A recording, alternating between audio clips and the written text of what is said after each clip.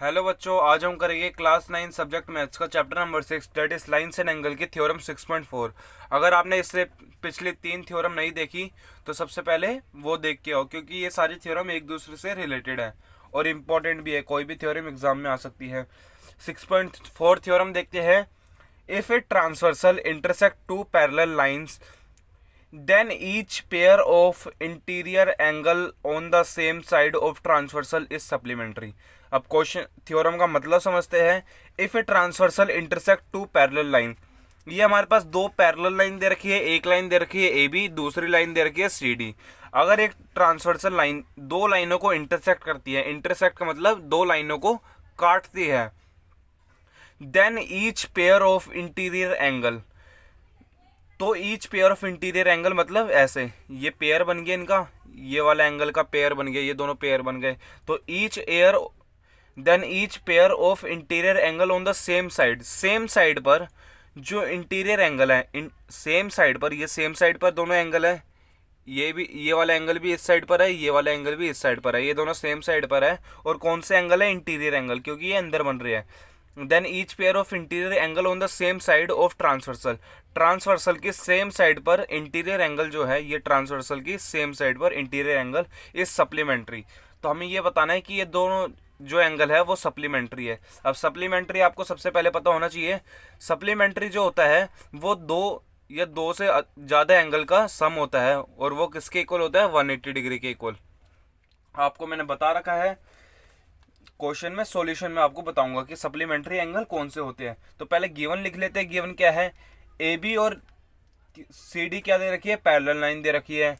And P Q, जो P Q transversal है वो इंटरसेक्ट कर रही है, intersect at R and S. A B और सी डी पैरेलल लाइन दे रखी है, जो पी क्यू है वो इंटरसेक्ट कर रही है, काट रही है आर पॉइंट पर और एस पॉइंट पर। इतना समझ आ गया। और हमें प्रूफ क्या करना है? टू प्रूव कि ये जो सेम साइड पर, ट्रांसवर्सल की सेम साइड पर जो एंगल है वो सप्लीमेंट्री है। सप्लीमेंट्री एंगल का क्या मतलब होता है? एंगल का सम किसके इक्वल होता है? 180 डिग्री के इक्वल। इधर दो एंगल दे रखे हैं तो इनका सम किसके इक्वल हो जाएगा? 180 डिग्री के इक्वल। सप्लीमेंट्री एंगल का ये मतलब है। सप्लीमेंट्री एंगल कौन से हैं? ए आर एस प्लस में angle C S R is equal to 180 degree. ये समझ आ गया होगा कि ये कैसे आया, ये इन दोनों को प्लस करने पर 180 डिग्री कैसे आया, क्योंकि ये दोनों सप्लीमेंट्री एंगल है। हमें ये प्रूव करना है। अगर सप्लीमेंट्री होते हैं तो उन एंगल का सम किसके इक्वल हो जाता है? 180 डिग्री के इक्वल। तो इतना समझ आ गया।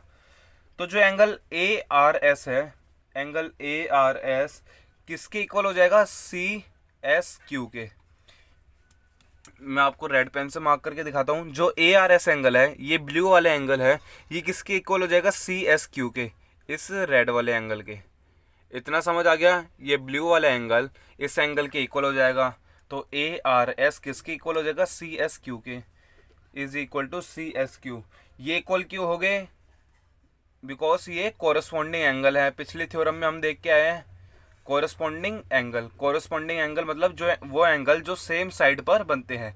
ये भी इस वाली साइड पर बन रहा है, ये भी इस वाली साइड पर, तो इसका मतलब ये है कोरस्पॉन्डिंग एंगल। कोरस्पॉन्डिंग एंगल एक दूसरे के इक्वल होते हैं। इतना समझ आ गया। अब जो ये वाली लाइन है, ये पी क्यू लाइन है, ये पी और क्यू, ये ट्रांसवर्सल लाइन है और ये एक स्ट्रेट लाइन है। ये कौन सी लाइन बना रही है? एक स्ट्रेट लाइन। स्ट्रेट लाइन का क्या मतलब है? सीधी लाइन बना रही है, मतलब 180 डिग्री की लाइन बना रही है। अगर ये 180 डिग्री की लाइन बना रही है तो इसके ऊपर वाले एंगल का सम क्या हो जाएगा? 180 डिग्री के इक्वल हो जाएगा। अगर स्ट्रेट लाइन के ऊपर जितने मर्जी एंगल हो उनका सम क्या होता है? 180 डिग्री। मैं आपको बना के दिखाता हूँ। अगर ये स्ट्रेट लाइन दे रखी है और ये तीन एंगल दे रखे हैं, ये एंगल दे रखा है 40 डिग्री, ये एंगल दे रखा है 30 डिग्री, ये एंगल दे रखा है 20 डिग्री, 30 20 40। तो इन तीनों एंगल का सम किसके इक्वल हो जाएगा? 180 डिग्री के। ये इक्वल तो नहीं होगा वैसे, इसे 100 मान लेते हैं और इसे भी 40 मान लेते हैं। ये 100 डिग्री का है, ये 40 डिग्री का है, ये भी 40 डिग्री का। ये तीनों एंगल का सम किसके इक्वल हो जाएगा? 180 डिग्री के इक्वल। क्यों हो जाएगा? Because of sum of linear pair. Straight line के ऊपर जो एंगल बनते हैं वो 180 डिग्री के इक्वल होते हैं। तो ये हमारे पास एक स्ट्रेट लाइन है ये वाली, तो इसके ऊपर एक ये रेड वाला एंगल बन रहा है, एक ये ब्लू वाला एंगल बन रहा है। ये स्ट्रेट लाइन दे रखी है ऐसे, इसके ऊपर एक ये एंगल बन रहा है, एक ये एंगल बन रहा है। तो एंगल सी एस आर, सबसे पहले ले लेंगे सी एस आर, प्लस में एंगल सी एस क्यू। एक तो हमने ब्लू वाला एंगल ले लिया सी एस आर, एक रेड वाला सी एस क्यू, किसके इक्वल हो जाएगा? 180 डिग्री के इक्वल। क्या हो जाएगा? सम ऑफ लीनियर पेयर। इतना समझ आ गया? सी एस आर आ जाएगा एज इट इज, प्लस में सी एस क्यू किसके इक्वल दे रखा है? ए आर एस के। ये किसके इक्वल आ जाएगा? 180 डिग्री के इक्वल। तो हमारे पास क्या आ गया? C S Q plus A angle A R S is equal to 180 degree. और हमें प्रूफ क्या करना था? Angle A R S plus C S Q किसके इक्वल? 180 डिग्री। तो हमने प्रूफ कर दिया, हैंस प्रूव्ड।